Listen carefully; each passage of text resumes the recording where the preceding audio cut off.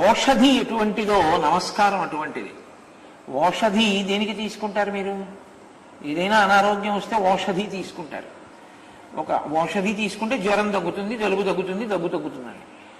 పరమాచార్య స్వామి ఒక మాట అంటుండేవారు, చేసిన నమస్కారం ఎప్పుడూ కూడా ఏం చేస్తుందంటే మిమ్మల్ని కాపాడవలసినటువంటి భరోసా ఇంకోళ్ళ మీదకి తీసుకెళ్లి పెడుతుంది.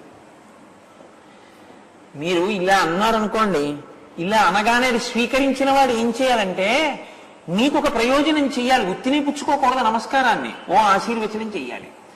ఇప్పుడు మిమ్మల్ని రక్షించే భరోసా ఆయన పుచ్చుకుంటాడు.